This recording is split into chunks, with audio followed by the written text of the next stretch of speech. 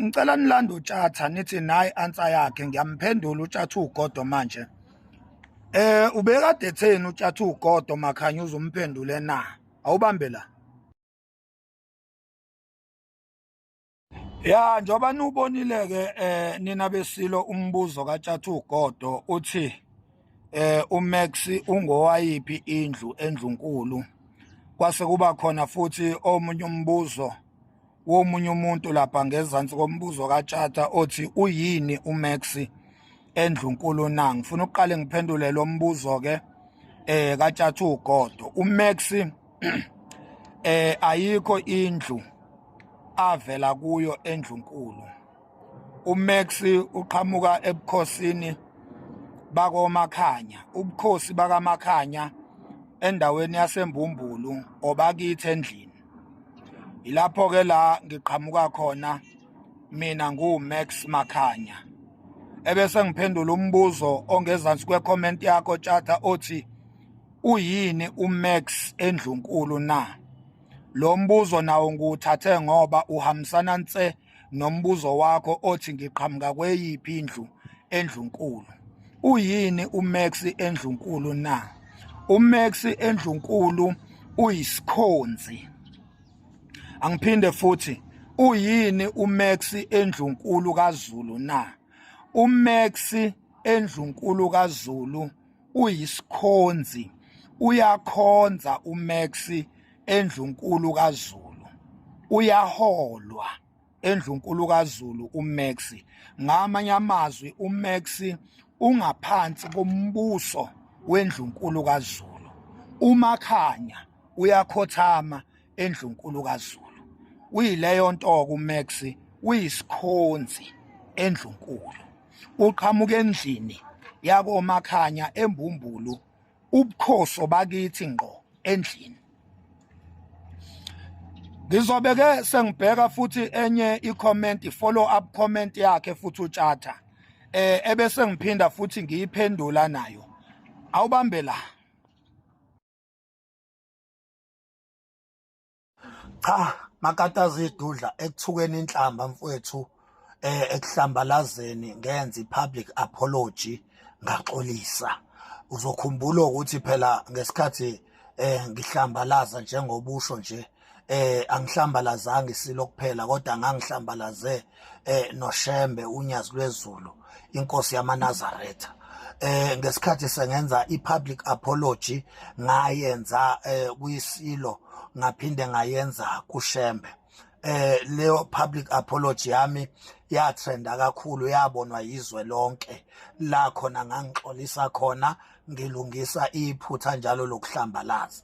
WeTshatha uGodo mfowethu, kunomahluko phakathi kokuhlambalaza nokudalula, lokho kubizwa kuthiwe phecelezi exposing. So here I'm just exposing all the truths. Lalela komunye uzobuza athi ubani wena. Qhubeka nje uthamelele video uzobona ekugcineni ukuthi ngubani mina engi-exposayo, ngi-exposa kuyiphi position uzobona ngasekugcineni. Okwamanje Tjatha uGodo bamba lokho engikushoyo ukuthi ngaxolisa ngalungisa iphutha lokuhlambalaza. Engikwenzayo manje angihlambalazi, ngi-exposa iqiniso elifihlekile. Lalela ke why ngi-exposa kanjena, ngenzani njoba ngi-exposa nje? Mina kahle kahle angi-expose kodwa indlunkulu eya-exposayo. Njengamanje mina nje nginjengokhothi isithebe la kade kudla khona indlunkulu. Indlunkulu eya-exposa, mina ngikhotha isithebe njengesikhonzi sasendlunkulu, njengekhathalela bukhosi noma ifela bukhosi. Ngikhotha isithebe ebekudla kuso abantwana basendlunkulu. Ilokho ke Tjatha ekumele ukufake engqondweni futhi ukucubungule ukuthi mina ngubani futhi ngenzani. Angidaluli kodwa ngikhotha isithebe. Ngamanye amazwi ngingena emazwini abasendlunkulu abawakhipha bona, ngoba ibona abadalula imfihlo, ibona abadalula amahlazo. Kuyekeke ukuthi namhlanje sona isilo ngqo esidalulayo siyazi exposa. Ubonile sithuka udadewabo, wabona sithuka intombi yaso esasihlekisana nayo uSihle. uyakwazi uyalandelela tshata ugodo awulandelela uzobona ukuthi siyazidalula kulezi insuku isilo. Kodwa nje bengifuna ukukuphendula kanjalo tshata ugodo ukuthi mina angihlambalazi njengamanje, ngidalula iqiniso eladalulwa indlunkulu, nginjengokhothi isithebe ebesikade sidlela indlunkulu. Ake ubukeke le video elandelayo khona uzobona ukuthi uma ngithi mina nginjengokhothi isithebe ebesikade sidlela indlunkulu ngikhuluma ngani. Konke engikukhulumayo kwakhulunywa yiyo ngqo indlunkulu kwi-public. Nazo-ke tshata indaba isisuka lapha sekufanele manje umntana enkosi ezosina ngokosini besintu ngo-1977 sekusuka owakhona owakangwane esezolume ngonyaka uNdlokongane Njembe.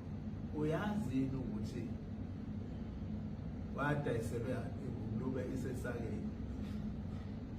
Hawu qwebu kanjani?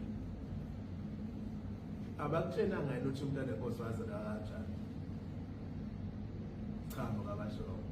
Cha phela uzalwa ingonyama noma ingwenyama ngokusho kwabo uSokuza nodadewabo umntana enkosi uManotho.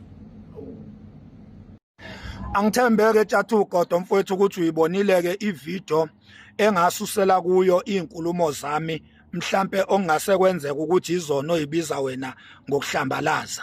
Manje-na-ke sengizokuvezela-ko ukuthi ngiyini mina ebukhosini noma endlunkulu. Ngize ngidalule lezinto nje, ngize ngi-expose lamaqiniso nje. Ngubani-ke mina? Sengivezile ukuthi ngivelaphi, njengoba bewubuzile ukuthi ngivelaphi, ngivela kuyiphi indlu. Sengikuvezile lokho. Njengamanje sengikuvezela-ke ukuthi ngiyini, ngiwubani. Kule video elandelayo uzophenduleka-ke ukuthi mina ngiyifela bukhosi.